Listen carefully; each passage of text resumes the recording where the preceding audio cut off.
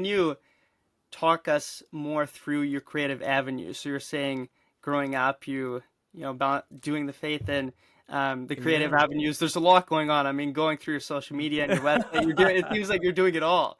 So I want to hear, There's yeah, there's just a more about lot, that. Ezra. Yeah. There's a lot, Ezra, man. Like, so to be honest, I grew up in Okay. music and faith. My father, before he passed away, was a pastor and a preacher, and he would sing. My grandfather was a singer, pastor as well. I am not in pastoral leadership, but music and faith has just been the center of my life.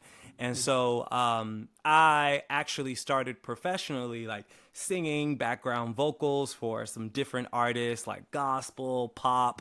I got my start, in that sector of just kind of sharing outside of doing, your church solos and everything like that, growing up in the choir. But professionally, yeah, I started singing background vocals. And then what that led to is I did a familiar TV show called American Idol. Hopefully you're familiar with it. Of course. Yeah. But yeah, Wow. I did American Idol, and that was like fresh out of high school. I Wow. was terrified. But even that process alone kind of got me, more and more intrigued with the industry overall because, it's not just singing. It's, really trying to focus on, elevating and rendering your craft at a level of excellence.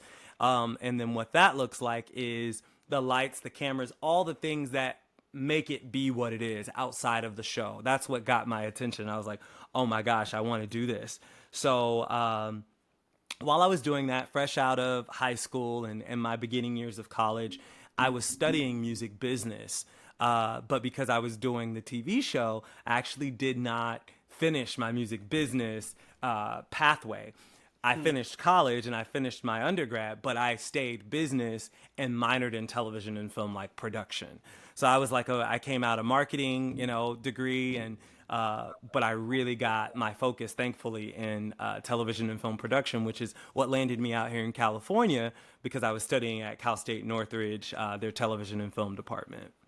So yeah, I hope I just answered the question in a very concise way. But you were like, what are all these avenues? So you have music, you have television and film, and you have content creation, and most recently, producing.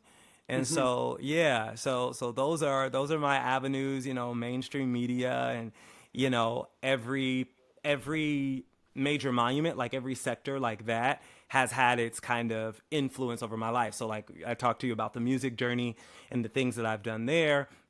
People often wonder, like, well, how did you get into hosting and all of that? Well, my sister, she had her own radio show with me Wow. coming up. And so she would give me opportunities to volunteer at the station and eventually come on as like a co-producer. And so I was then like reading professional, PSAs and commercials and getting involved with radio broadcast, radio broadcast shows as a producer. And so that's what kind of got me in the hosting space and like, I think I might want to do this, but do it on camera.